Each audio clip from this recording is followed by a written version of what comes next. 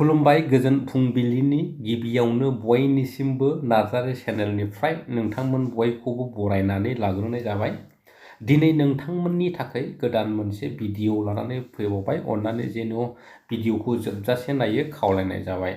आरो चेनेलाव गोदानब्ला चेनेलखौ साबस्क्राइब खालामनानै लानो आरो नोंथांनि लोगोफोरनोबो शेयार खालामनानै होनो खावलायनाय जाबाय। जेन' नोंथांमोननि हेफाजाब मोननानै सानफ्रोमबो भिडिअ लाबोनो हानाय बादि।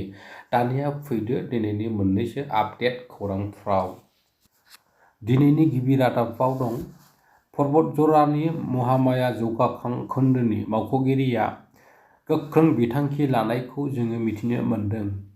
मिथिनाय बादिब्ला भिडिअ बायद'आ आसाम पुलिसखौ लोगोआव लाफानानै PMAY मुलाम्फा मोनगिरिफोरनि नखर नखर हाबनानै गोख्रों बिथोन होनायजों लोगोसेनो जायफोर थामथि खोन्दो न'नि रांखौ बख'नानैबो गावनि न'खौ लुफुंजोबाखै बिथांमोनखौ सानथामनि डेडलाइन होनायजों लोगोसेनो जोबथा वार्निं आरो बेनि उनाव आयेननि राहा लानाय जासिगोन होनना बुंथियो भिडिअ बायद'आ।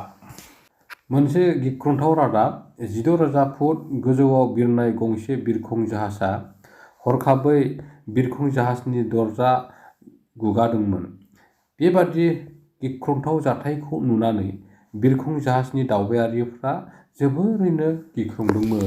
बे बिरखं जाहाजाव सा 174 दावबायारिफोर आरो 6 पाइलटआ गाखोदोंमोन होनना जोङो सुलुङाव मिथिनो मोन्दों।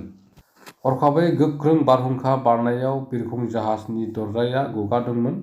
बेबादि जाथाय जानायनि उनाव बिरखं जाहाजखौ पर्ट लाइन इन्टारनेशनेल बिरखं गाथोनाव इमारजेन्सि बाग्लायहोनायखौ जोङो मिथिनो मोन्दों।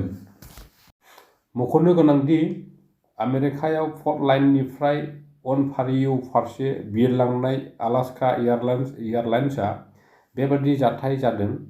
आलास्का एयारलाइन्सनि बेबादि जाथाय जानायखौ लानानै मुलुगनि सुबुंफ्रानो गिख्रंनायखौ फोरमायदों।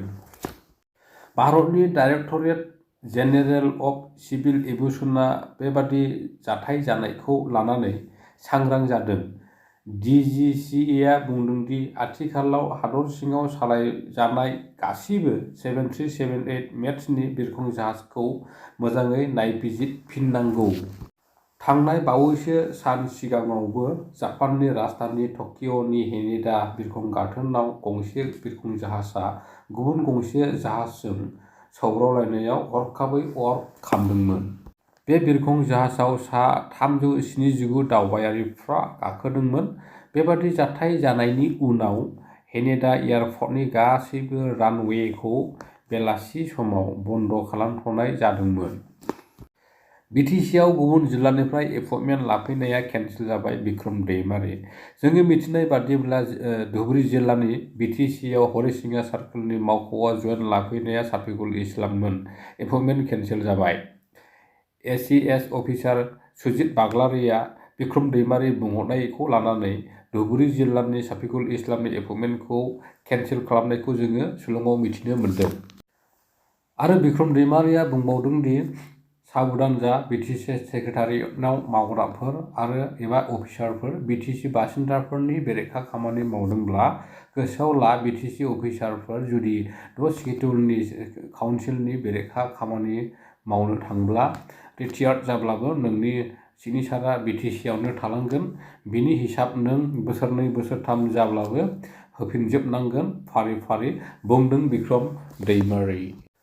थांनाय बोसोर थामहिनबा 2028 मायथाइनि जुन दाननिफ्राय सोलिबोनाय आइ आफा BM इनस्टिट्युट अफ पेरामेडिक्सनि गोरायुं डक्टर निजोम महिलारि आरो लोगो गोरायुं फैलाव बसुमतारी मोननि खौरांगिरि मेलनि जोहै जोङो मिथिनो हायो जे जायफोर फरायसुला फरायसुलि बिथांमोना फरायनो गोसो, जायफोर गार्जेन बिथांमोना गावसिनि गथ'फोरखौ फोरोंनो गोसो, नोंथांमोना क'क्राझारनि आइ आफा BM इनस्टिट्युट अफ पेरामेडिक्स सेन्टाराव थांनानै सुलाद लाहैनानै नोंथांमोना बोहैथि दाननि 15 अक्ट'निफ्राय मार्च दाननि गेजेराव एडमिसन लाहैनो खाबु होनायखौ जोङो सुलुङाव मिथिनो मोन्दों।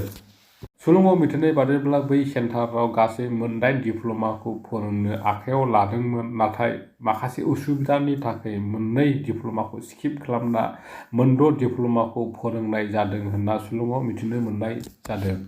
बैफोर डिप्ल'माफ्रानो जाबाय diploma in medical laboratory technology, diploma in assistant nursing, diploma in first aid patient care, diploma in operation theatre technology, diploma in ICU technician आरो डिप्ल'मा इन पेथ'ल'जि टेकनिशियान। लोगोसेनो बै कर्सखौ 2 बोसोरनि आरो फरायनाया 10 थाखो पास जानांगोन। स्ट्रिमनि सायाव जेबो माना गैया होननायजों लोगोसेनो एडमिसन रुपिसखौ 25,000 होनना मिथिनो मोन्दों। मख'नो गोनांदि बै आइ आफा बिएम इनस्टिट्युट अफ पेरामेडिक सेन्टारआ सेन्ट्रेल गभर्नमेन्टनि मोनसे दालाइ एजेन्ट होनना जोङो मिथिनो मोन्दों। जायफोर बै सेन्टाराव फरायगोन बै फरायसाफ्रा गभर्नमेन्ट साख्रि मोननायनि सुबिदा दं होननाबो जोङो सुलुङाव मिथिनो मोन्दों। बेजों लोगोसे दिनैनि भिडिअ'आ बेखिनियाव जोब्बाय। आसा खालामो भिडिअ'खौ नायनानै मोजां मोनबाय। Thank you for वाचिं।